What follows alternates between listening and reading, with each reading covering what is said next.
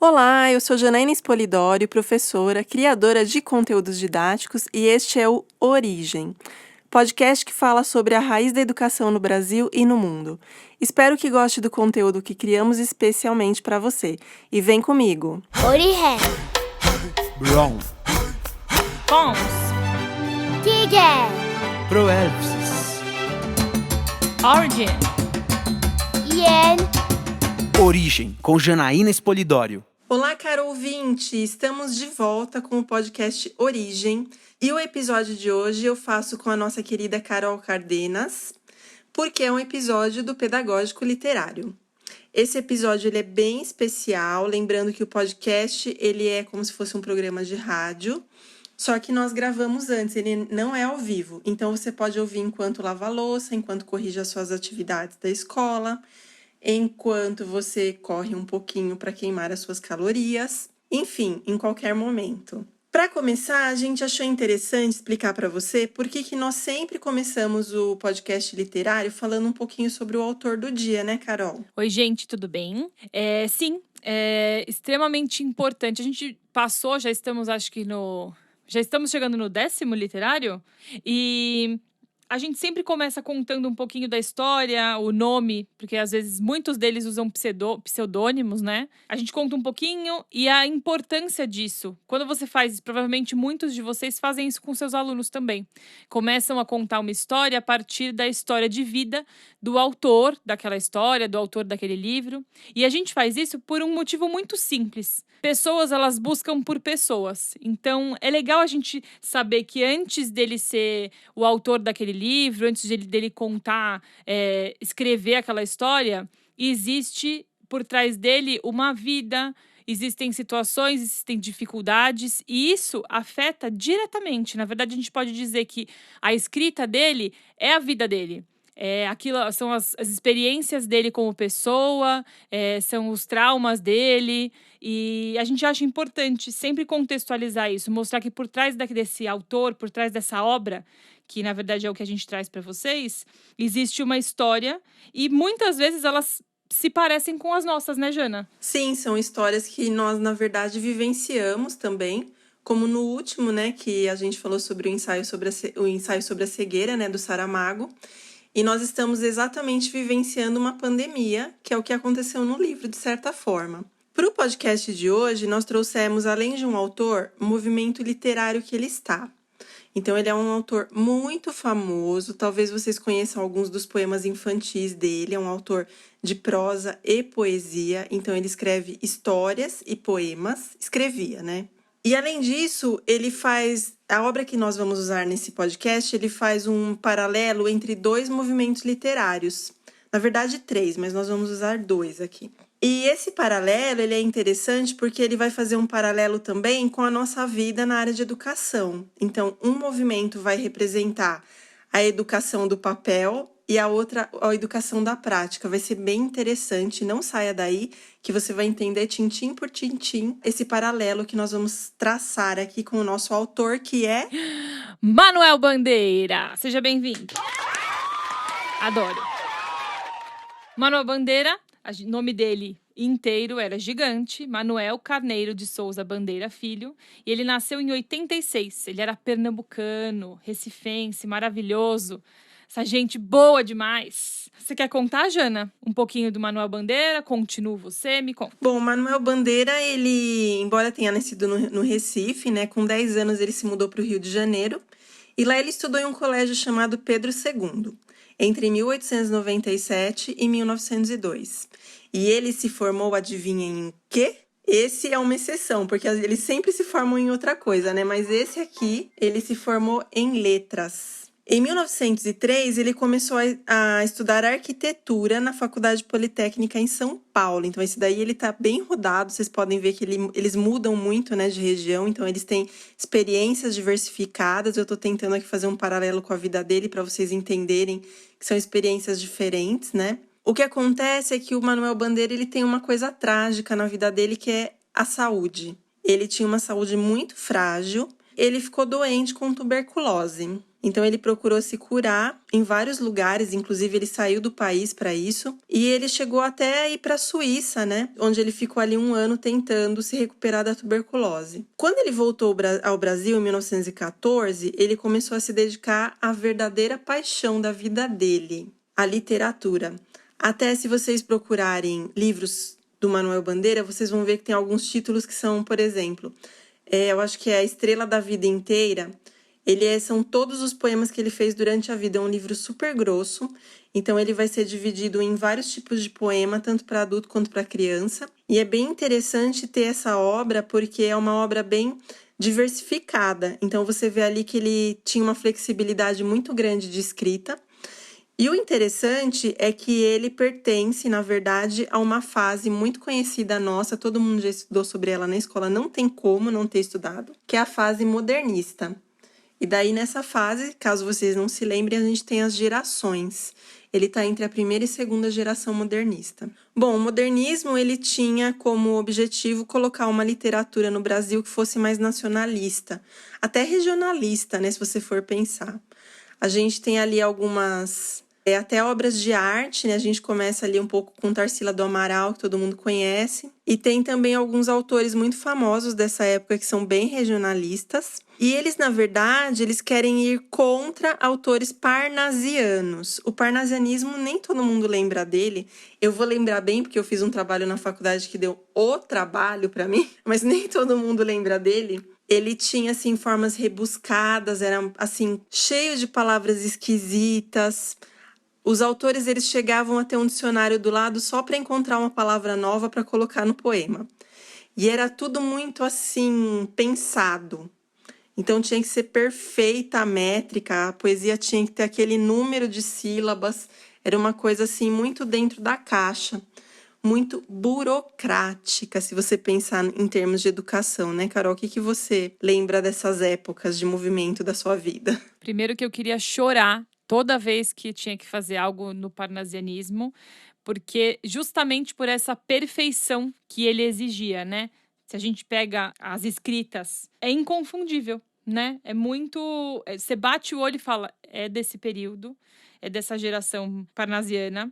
Eu, particularmente, gosto desse grito de modernismo chegando e salvando a gente dessa caixinha, que dá pra gente fazer vários paralelos com as nossas caixinhas atuais, e principalmente dentro da educação. Se a gente pensar em burocracia, exigência de padrões e de coisas que não fazem muito sentido, se a gente for pensar assim, e na real, na prática, sou feliz pelo modernismo ter aparecido. O modernismo ele veio praticamente para nos salvar, nos resgatar desse burocrático total, né? Então a gente sabe como é difícil na escola. Fazendo um paralelo para vocês, na escola seria o burocrático parnasianismo e a nossa prática seria o modernismo. Então, lá no burocrático, você tem que fazer aquele relatório lindo. Você não pode contar o que seu aluno faz, que ele sobe pelas paredes, que ele bota fogo nos papéis. Você não pode contar isso, gente. E isso é o parnasianismo. Lá na sala de aula, você tem que fazer ações para que sua aula dê certo. Então, é onde você vai colocar os alunos em grupos produtivos e contar mentira depois que você não fez isso, entendeu? É a prática, porque se você fizer o que o parnasianismo está mandando, você nunca vai chegar no resultado final que você precisa. Então, para você chegar no resultado do parnasianismo, você precisa aplicar o modernismo, fazendo paralelo.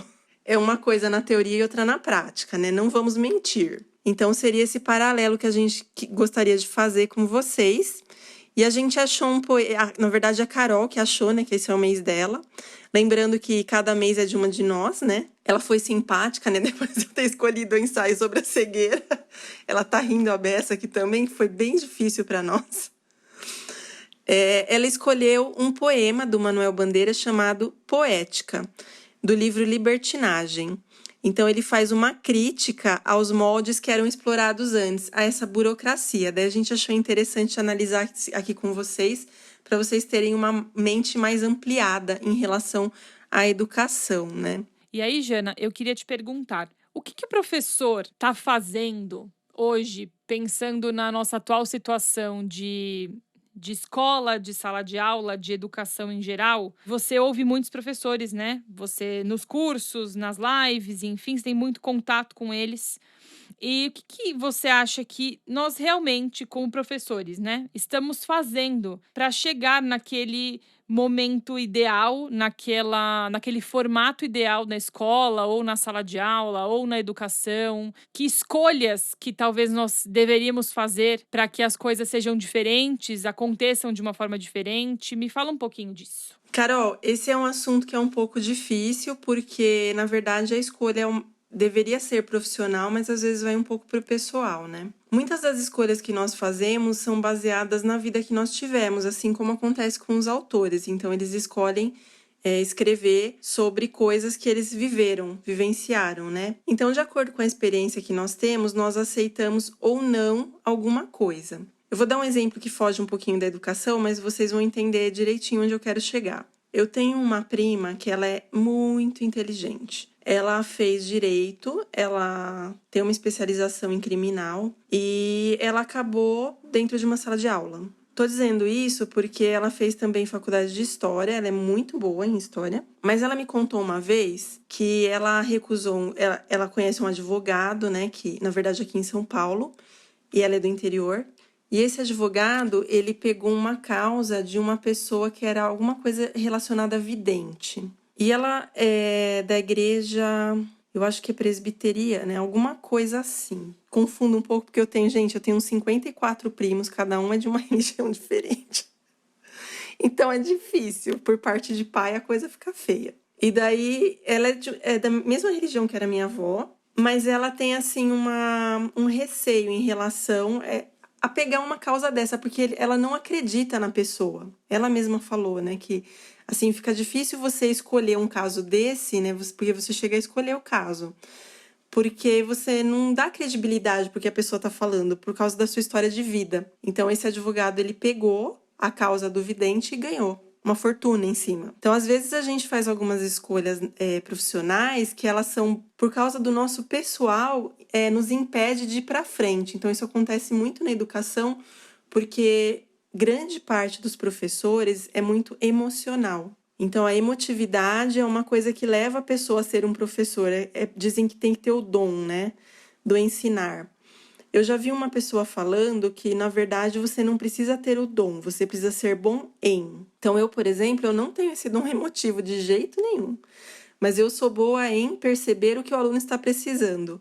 Então, você tem que ser uma pessoa que vai perceber a necessidade do seu aluno, e não aquela que vai ficar abraçando, beijando, penteando o cabelo, porque eu já tive alunos que vieram do infantil e que, assim, não acostumaram com o meu jeito no primeiro ano, né? Porque era aquela classe pequenininha de escola particular de bairro, que a professora penteava o cabelo, fazia a unha do aluno. Gente, nem pensar esse tipo de coisa. O aluno tem que saber que tem ali uma barreira entre a escola e entre a família. O professor não é o pai, a mãe, o tio, o avô dessa criança. Lógico que tem que ter um vínculo emocional, porque a aprendizagem ela acontece com esse vínculo também, mas não de modo exagerado. Então, essa tendência de, sei lá, de chamar de tia também não concordo, né? De modo algum, a gente até brincou outro dia, né? Eu tava em uma reunião com a Carol e as meninas, e daí eu falei que é a síndrome da tia, né? Assim, não desrespeitando quem goste, mas é uma diminuição da nossa função como educador. Então, esse tipo de escolha, eu acho que são escolhas nocivas para a nossa educação. Você escolhe dar uma melhor educação, você escolhe direcionar a criança, você escolhe ser respeitada em seu trabalho. Então, são coisas que a gente tem que começar a pensar. Lógico que se eu fosse falar tudo de escolha e o podcast inteiro, então eu vou me limitar a essas partes, né? Se você conseguir refletir melhor sobre suas ações do ponto de vista profissional, a escolha vai ser sempre melhor do que do ponto de vista pessoal. Porque a escola não é, gente, uma extensão da sua casa, ela é seu local de trabalho. Porque eu já vi até professor passando roupa na sala dos professores. Eu tô até rindo, porque assim, é uma coisa absurda de se falar num podcast, né? Mas é a realidade. Mas é assim, se você vai lá na escola para passar roupa, né? Que trabalho é esse? Fica difícil a gente dar uma credibilidade para um profissional assim, né? Então, nós temos que refletir sobre esse tipo de coisa. Ah, e era escola particular, viu? Não era escola pública. Origem, com Janaína Espolidório. Agora, nós vamos ler o poema. Finalmente, falamos dele e não lemos ainda. Dividimos eles em duas partes, como a Jana falou. O poema é dividido em duas gerações, dois lugares. E eu vou ler essa primeira parte para vocês. A Jana vai fazer alguns comentários. Prestem atenção e pensem em tudo que nós falamos até agora sobre não aguento mais burocracia, não aguento mais. Vamos lá? Estou farto do lirismo comedido, do lirismo bem comportado, do lirismo funcionário público, com livro de ponto expediente, protocolo e manifestações de apreço ao senhor diretor. Estou farto do lirismo que para e vai averiguar no dicionário o cunho vernáculo de um vocábulo. Abaixo os puristas. Bom, nessa primeira parte que a Carol leu, vocês percebem que é uma linguagem, para nós hoje, ela é um pouco rebuscada também, se você for pensar, porque tem algumas palavras aí que elas não são mais utilizadas popularmente, né? Porque a gente tem uma evolução da língua oral muito rápida. Mas quando ele fala ali, né, estou farto do lirismo comedido, do lirismo bem comportado, isso ele está se referindo aos parnasianos e romantistas, né? O romantismo veio antes, né, do parnasianismo e tem um quesinho também nesse poema, mas a gente não vai falar dele. Mas o interessante é o que vem em seguida, que é um verso só, gente. Um verso só desse tamanho aqui, ó. Do lirismo funcionário público com livro de ponto expediente, protocolo e manifestações de apreço ao senhor diretor. Então, vocês percebem que todos os versos, eles são curtinhos, e quando eu falo desse do lirismo do funcionário público, ele é gigante. Ele é um verso muito longo, porque ele quer ilustrar como a burocracia incomprida uma coisa que poderia ser pequena. Então, quando te pedem, por exemplo, para fazer um relatório, você não pode fazer um relatório de um parágrafo, mesmo que você queira fazer de um parágrafo. Precisa ser aquela coisa longa, toda cheia de nheco-nheco e coisa e tal, e colocar um monte de coisa ali que você não chegou em lugar nenhum, mas você está dizendo.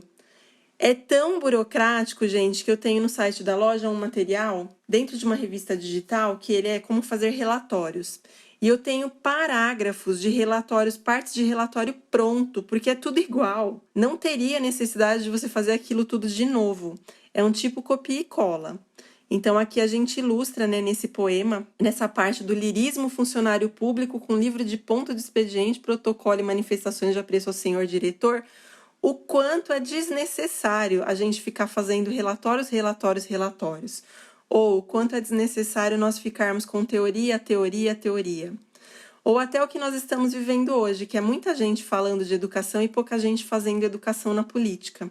Então, toda essa burocracia, todo esse entrave está ali nesse pedaço do poema. Se vocês puderem até depois pegar o poema para olhar visualmente, eu acho que ajuda a entender melhor o que nós estamos explicando aqui.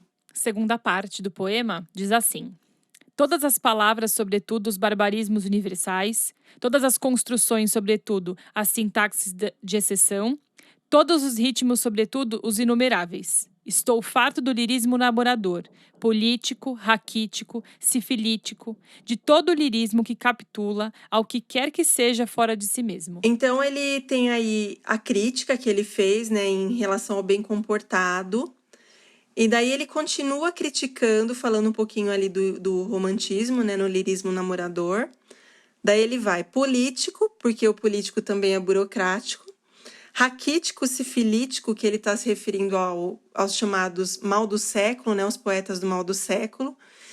E de todo o lirismo que capitula ao que quer que seja fora de si mesmo. Então ele critica tudo aquilo que quer uma coisa e demonstra outra. Então, um relatório, ele tem, 30 linhas, mas, na verdade, ele quis dizer 2. Porque, assim, é uma coisa tão rebuscada, tão fora da realidade, tão ali para ficar guardado dentro de um arquivo, que você tem que ficar escrevendo para fazer volume.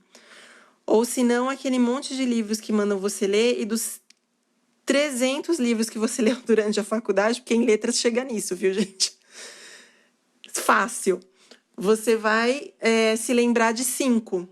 Então, 5 vão te marcar, o resto você vai pensar, nossa, para que eu tive que ler aquilo? Né? Você não consegue encaixar na sua vida aquele tipo de coisa. Então, o Manuel Bandeira, ele deixa claro aí as coisas que ele não quer mais. Ele não quer mais essa burocracia. Ele não quer mais o parnasianismo, o romantismo. Nós não queremos mais essa rebusqueira na educação, nós não queremos mais esse monte de burocracia que nós temos que fazer e nós perdemos, inclusive, tempo preciosíssimo fazendo burocracia enquanto nós poderíamos fazer pedagogia. Então, a gente poderia estar ali cuidando de casos dos alunos. O certo, eu acho, inclusive, que deveria ser cada aluno ter uma pasta de acompanhamento durante a vida escolar dele e nessa pasta o professor fazer as anotações referentes a coisas realmente imprescindíveis na aprendizagem daquele aluno. Então, você percebeu alguma coisa, você pega ali a pasta uma vez por mês, que seja, e faz a anotação. Esse aluno avançou, esse aluno está com muita dificuldade de leitura, para o próximo professor ou para você mesmo poder ter aquele relatório, como se fosse o diagnóstico do que o aluno está passando naquele ano, né? Então, é o que a gente chamaria até em outras áreas de case. Então, você tem ali o case de uma vida. Olha que importante isso, você está dedicando tempo a uma vida de uma pessoa. E isso é muito sério. Algumas pessoas não encaram dessa forma. E é tão fácil você perceber que não encara, porque a gente educa em massa, como eu já falei várias vezes. Então, você tem ali o professor para 30, 40 alunos, às vezes, e isso não consegue individualizar o processo. Isso, na verdade, é a parte da burocracia falando mais alto, porque pela burocracia, pelo espaço físico, pela economia, você precisa colocar um professor para vários alunos. É uma necessidade que vai além do que, em primeiro lugar, deveria estar, que é a educação dessas crianças. Complicadíssimo. Você falando de relatório, e é engraçado que eles são... Engraçado se não fosse trágico, né? Eles são cada vez maiores e cada vez mais vazios, né? É muita palavra, muita informação, mas que não diz nada.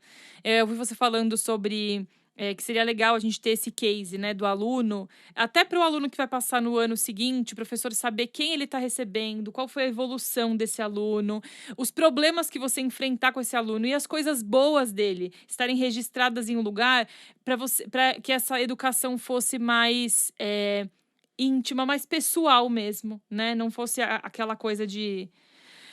Vou usar a palavra, mas não gostaria, mas de gado, sabe? Aquela coisa, vamos fazer todo mundo igual, tudo junto, que se dane, vai lá, professor, joga a lição e se vira. É triste. E outra coisa que você falou, antes de eu te perguntar o que eu quero perguntar, é sobre os livros, né? Que você falou que realmente a gente passa de 300 na faculdade. E é justamente essa a nossa ideia com esse podcast. Revisitar histórias que a gente às vezes ouviu a vida toda, principalmente o professor que lê muito, que pega apostila e dá aula e tal, a gente lê muitas coisas e às vezes a gente não para pensar como aplicar aquilo, como aquilo pode fazer sentido na nossa sala, para o nosso aluno. Às vezes você quer abordar um assunto e não sabe como, e muitas vezes a resposta de como abordar esse assunto, uma história para contextualizar esse assunto, pode estar dentro de uma obra. Pode estar em uma dessas obras que a gente leu e releu a vida toda e nunca parou para prestar atenção nesse detalhe, nesse cuidado. E aproveitando, Jana, tenho duas perguntas para te fazer. A primeira é: quanto tempo você tem na educação? Na educação, dentro de sala de aula, eu fiquei 21. E em 2012, eu saí da sala de aula, em 2013, na verdade, né? 2012 foi meu último ano, eu saí de sala de aula só para ficar com a parte de elaboração de material didático. Porque, gente, ou você dá aula ou você faz material didático. Fazer os dois de modo perfeito, impossível. Você se dedica integralmente ao seu trabalho, entendeu? A Jana tem mais tempo de vida dentro da educação do que fora dela. Então, a sua lista deve ser enorme. Me fala, Jana, na educação e na escola, coisas que você não aguenta mais ver e ouvir. Tem uma porção de coisas que a gente não aguenta mais na educação, né? Uma delas é a política. Ok, educar é um ato político, eu concordo com essa fala, embora eu não seja fã número 1 do Paulo Freire, respeito, porque ele tem umas ideias bem legais. Mas a política, ultimamente, ela está difícil dentro da sala de aula. Gente, eu não tenho posição política atualmente, porque eu acho que a escola ela tem que se manter afastada desse tipo de coisa. Tanto que eu até, quando eu coloco alguma coisa que tem algum pontinho de política ali, eu nem coloco opinião própria, porque eu acho que não devemos influenciar outras pessoas como educadores sérios. né? Você não pode tentar colocar a sua visão política em alguma coisa, porque você tem que ser realmente laico. Eu acredito nisso, né? Porque você tem que dar o direito do outro desenvolver, e é esse o seu papel. Uma outra coisa que eu não aguento mais na educação é a burocracia, que a gente já falou, e também o vazio. O vazio, eu acho que é a parte pior da educação. O que seria esse vazio? Seria quando você usa a atividade por usar, por exemplo, ou você dá aula por dar. Seria a quantidade de atividades que você dá e não a qualidade. Às vezes o professor ele passa 5 horas com um aluno e se você for ver, ele não deu 20 minutos de atividade para essa criança. Então, assim, ok, tem alguns momentos que nem o na infantil, né? Que eles deixam no parque porque tem realmente que brincar. Mas tem aquele professor que olha aquela BNCC com os campos de experiência e acha que é só brincar na escola. Gente, não é. Vocês não sabem o prejuízo que esse professor que pensa que educação infantil é brincar, que prejuízo ele está fazendo com essa criança, que ela tem uma janela de oportunidade ali que vai se fechar com 7 anos de idade em relação, por exemplo, à coordenação motora grossa. Na verdade, a janela se fecha, você continua podendo explorar aquela coordenação motora, só que ela vai ter, assim, uma relevância muito menor de aprendizagem. Então, esse professor ele não tem consciência nenhuma. Então, eu acho que falta de consciência está na lista, falta de informação está na lista, formação deficitária está na lista. Então, assim, é uma lista interminável de coisas que a gente não pode mais aceitar estar na educação em nosso país. Nós temos, na verdade, que se espelhar, inclusive, em outras profissões que são valorizadas para ver o que eles fazem que nós não estamos fazendo. Porque a gente tem aí profissões que recebem muito bem e é muito simples. O que falta na educação? Isso é o que eu quero excluir. O que falta? Se eu fosse escolher uma palavra para o que falta na educação, seria a palavra estratégia. Nós não somos treinados, nós não somos ensinados a ter estratégia. E isso é a pior coisa dentro de uma profissão, que se você não tem estratégia, você é dominado por outras coisas. E, Jana, eu vou entrar em outra pergunta que acaba que calha exatamente com o que você acabou de dizer e concordo. Realmente, a estratégia tá faltando e muito pra gente mesmo. E diante disso, você acha que o comportamento do professor, uma grande fatia aí de professores que gostam disso, que vão lá, fazem o deles e acabou e que não se interessam como a coisa está acontecendo.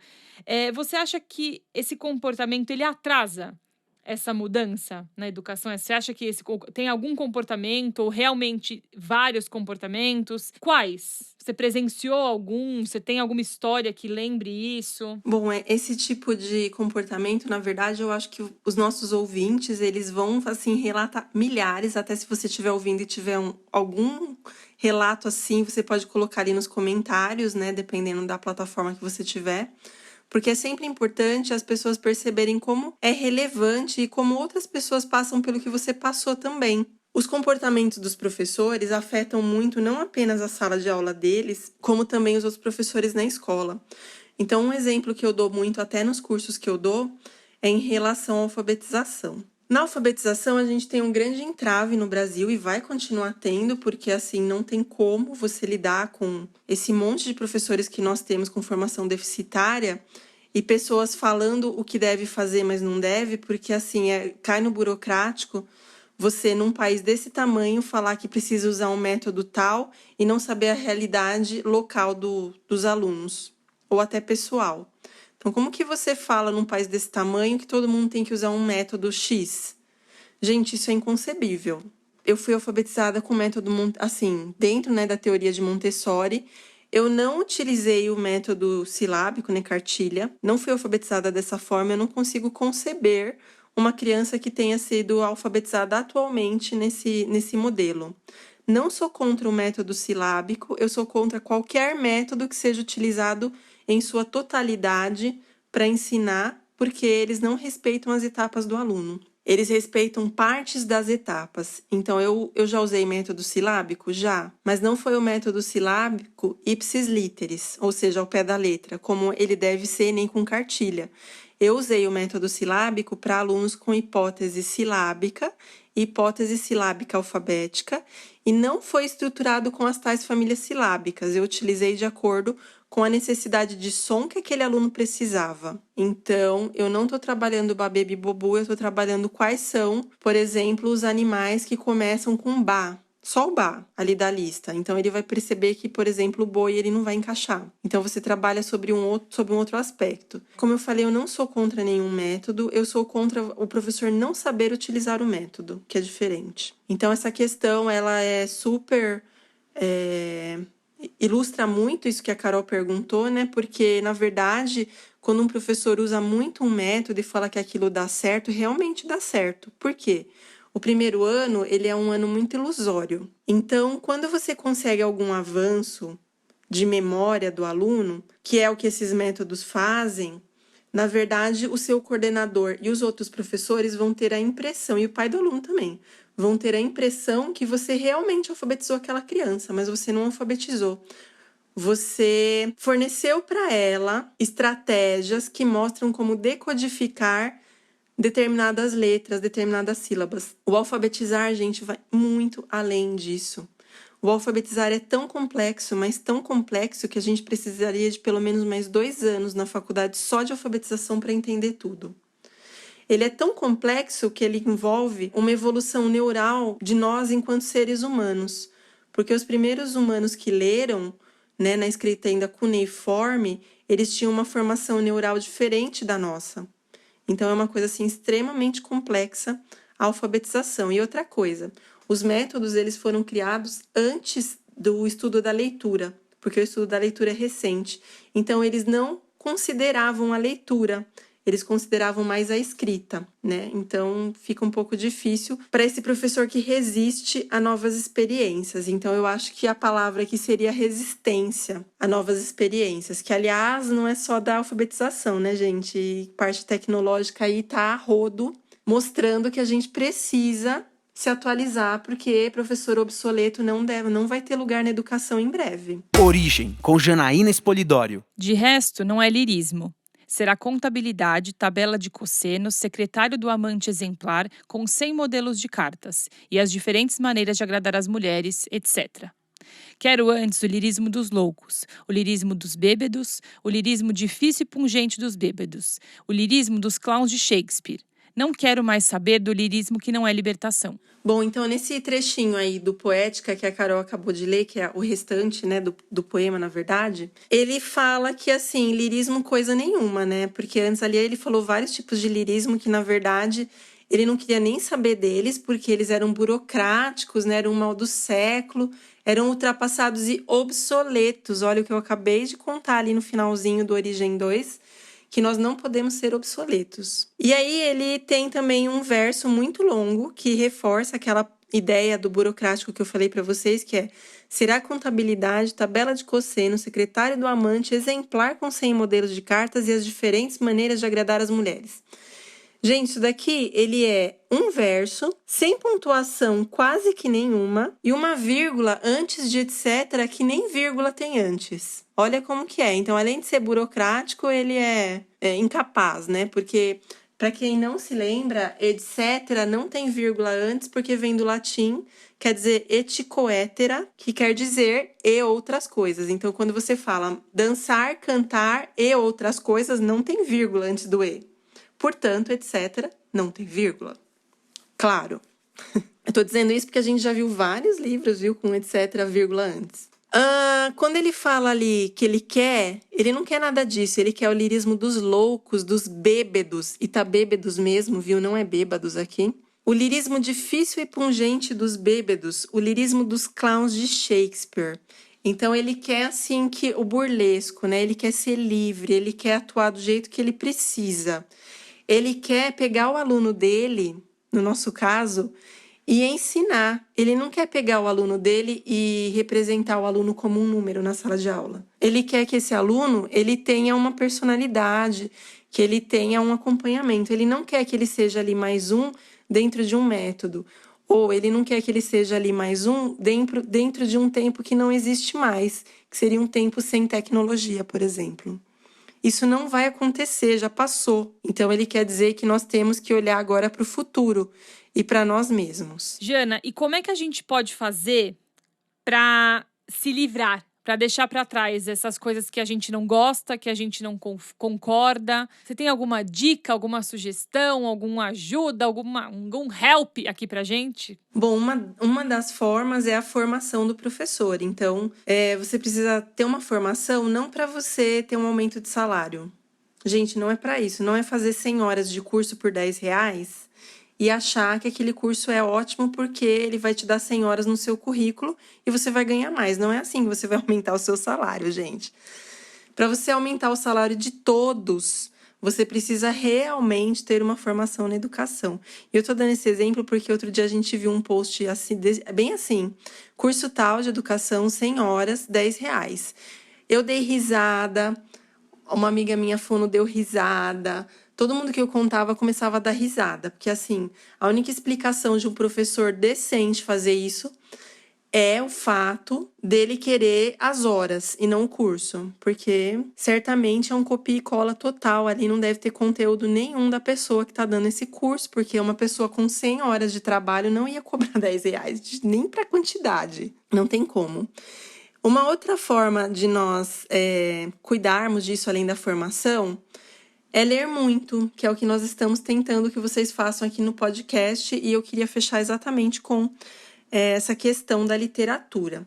Eu tenho feito um esforço muito grande, a Carol está me ajudando sempre aqui com os podcasts, para que os professores eles sejam melhor formados na literatura. Por que isso? Pode estar distante de você se você dá aula, por exemplo, na creche, ou se você dá aula para um primeiro ano e só tem contato com livro infantil. Mas não é por causa disso, é que quanto mais você lê, mais o seu horizonte se amplia. Então, você fazer essas conexões que nós temos feito com vocês, na verdade, é parte da sua alfabetização incompleta, se você for pensar. Porque a alfabetização, para ela ser completa, ela tem um processo de leitura, que aliás eu vou falar sobre ele no livro que eu vou lançar em breve. Tem um capítulo só de leitura, bem longo por sinal, porque eu quero que vocês entendam bem cada parte da leitura, no qual as conexões elas são importantes. Então, para você fazer essas conexões com o seu trabalho, você precisa cada vez mais procurar aqueles livros que você achou que você nunca ia entender na vida. Dom Casmurro é para mim um marco. Tanto foi o primeiro que a gente usou aqui, porque eu achei que eu nunca ia entender Dom Casmurro. E quando eu fiz um trabalho sobre o jogo narrativo na faculdade do Dom Casmurro, eu entendi que ele fazia as conexões como ninguém. E eu não entendia Dom Casmurro porque, na verdade, eu tinha que ter lido todos os contos de Machado de Assis antes de ler o livro. Só que ninguém tinha me contado isso. A gente está deixando para vocês um caminho mais curto para compreender os clássicos, ou a boa literatura. E nós queremos muito que vocês tenham essa ampliação, porque, por exemplo, quando eu estava na faculdade, nós lemos um livro que, na verdade, ele estava esgotado. Eu tive que pegar emprestado na biblioteca e eu queria muito ter esse livro, que é O Não Verás País Algum, do Inácio Loyola Brandão. Ele fala sobre a escassez ambiental de água no planeta. E daí todas as que davam aula naquela época na faculdade, né? Todas as minhas colegas que davam aula começaram a usar trechos do livro com as crianças de primeiro ano, de segundo, de terceiro, crianças pequenas. E as crianças ficavam assim maravilhadas com o que o Inácio de Loyola Brandão via naquela falta, naquele matinho que nasceu no meio do concreto que tinha ali. Então é uma coisa assim que toca fundo nas crianças, a literatura. Mesmo que você ache que é para adulto, nem sempre é. E quando é, na verdade, é para aumentar o seu horizonte, não é para dificultar a sua vida ou para ser uma leitura enfadonha. Se você começar a pesquisar sobre o livro, você vai perceber coisas maravilhosas sobre ele, eu tenho certeza. Até aquele livro que você achou que nunca ia ler de novo, se você pegar, você vai ler com outros olhos. Tem alguns autores que falam que quando eles leem a terceira vez um livro, é quando eles começam a se maravilhar com ele. Então, eu acho que isso devia acontecer com vocês também. Para os próximos podcasts, nós vamos dar algumas dicas antes desse podcast, eu dei uma dica no Stories do Instagram sobre o autor que a gente ia trabalhar. E daí a gente vai tentar fazer isso de vez em quando para dar pistas para vocês, para aguçar a curiosidade, para vocês poderem ler também antes os livros que a gente vai sugerir, né? Que nós vamos começar, a gente já está fazendo uma listinha aqui. Eu espero que vocês tenham gostado do podcast de hoje. Não saia daí porque a gente tem ainda a Graça da Traça com algumas curiosidades maravilhosas do Manuel Bandeira. Segura que aí vem curiosidade.